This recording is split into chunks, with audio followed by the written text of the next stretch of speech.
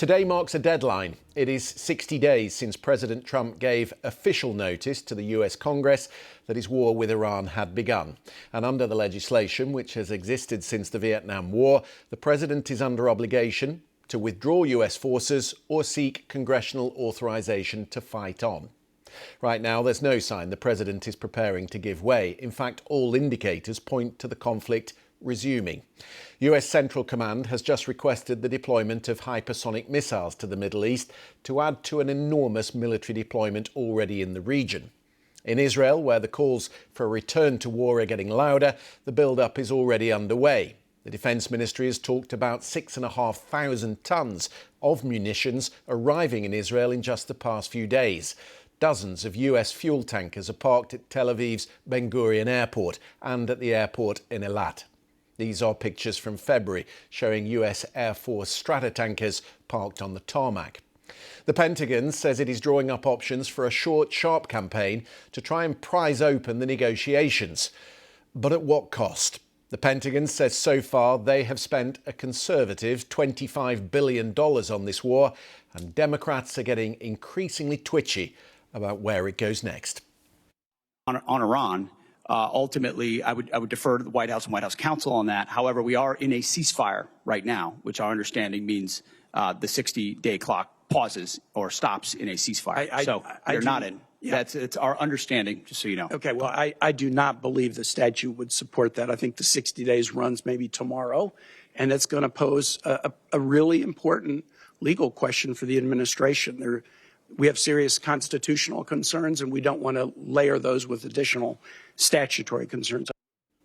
Ultimately, the final decision is for the US president. It is not in the hands of the Israeli prime minister, though Israel strategically does seem to prefer a return to war than a deal. Israel and Hezbollah have continued to attack one another in spite of the ceasefire. Lebanon's health ministry says Israeli airstrikes in the south killed at least 15 people on Thursday. The US Embassy in Beirut has urged Lebanon to engage directly with Jerusalem, suggesting there is now limited opportunity to take advantage of the American mediation. Let's bring in our correspondent in Jerusalem, Yolande Knell. Does it feel to you like there is a groundswell now in Israel for this war to resume?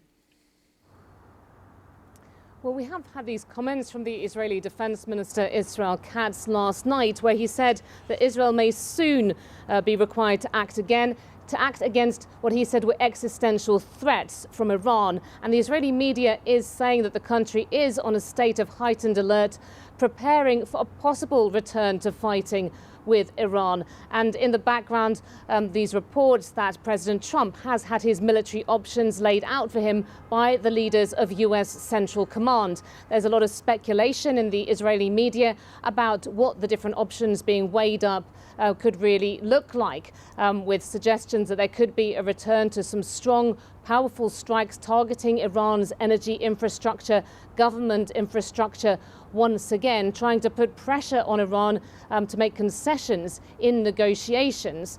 There's also other options being talked about the idea of special operations forces going into Iran and really targeting its enriched uranium, with all the difficulties that would pose. Also suggestions about ground forces possibly going to try to take control of part of the Strait of Hormuz to ease it up for commercial shipping. But no real decisions made as yet, and really everyone watching to see what decisions come out of the White House. It's interesting too, that report that she mentioned from Bloomberg, suggesting that CENTCOM has asked for this hypersonic missile to be sent to the Middle East, potentially to be used against Iran. If that were to happen, it would be the first time that it had been used in active hostilities. CENTCOM not commenting on that. The Iranians have signalled this morning, Yolande, that there will be a major response if the strikes resume. Has Israel had time in the interim to replenish what it needs to defend the country? I mean, certainly this is something that the country has been preparing for, a resumption of hostilities ever since that sort of tentative ceasefire came into force. And it's very well known that, you know, things remain extremely difficult, that the Strait of Hormuz, this important pressure point, is still such a focus, and that President Trump may have to act soon. He's under a lot of domestic pressure.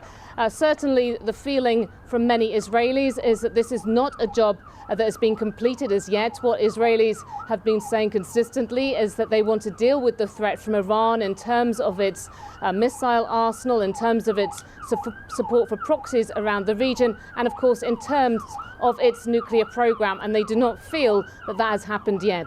Yulan Nell in Jerusalem, thank you very much. Let's get a view then from the United States. We can speak to the national security correspondent for the New York Times, Eric Schmidt. Eric, it's good to see you. What are you hearing about the plans that are being presented to the president?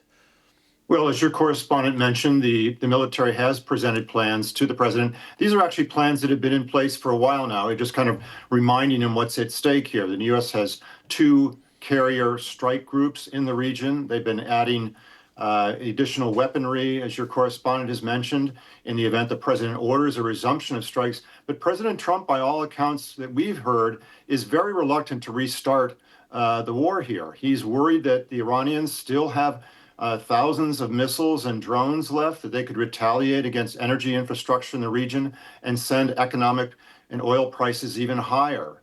He seems to be leaning toward extending the naval blockade, but aides tell him that could take weeks or months to put the kind of pressure on Iran's regime that would yield results. Because the open question, obviously, Eric, is whether these further strikes would prise open what is already a difficult negotiation.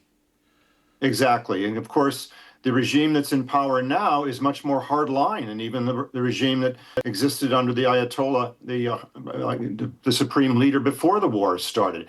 So by all accounts, they are digging in. They've used this 3-week ceasefire time to dig out some of their missile silos and to rearm themselves, move around some of their assets, and prepare themselves for what they think may be an oncoming resumption of attacks by the United States and Israel.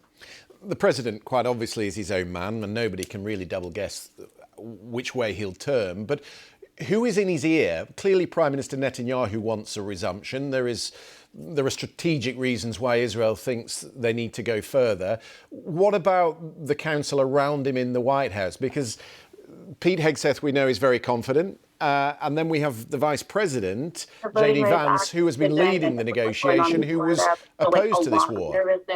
A lot of nervousness now about the Senate. Like, the mood is just very grim. Like, I think. Apologies. Yeah, I mean, within the cabinet, you've identified the key actors. Vice President Vance has made it known that he's very reluctant to continue this war. But the president has key options, people listening to him. These are people like Senator Lindsey Graham, retired General Jack Keane, who are urging him to restore the resumption of strikes. They say just 2 more weeks of concerted strikes on Iran's infrastructure and other military targets will bring the regime to its knees and to the bargaining table.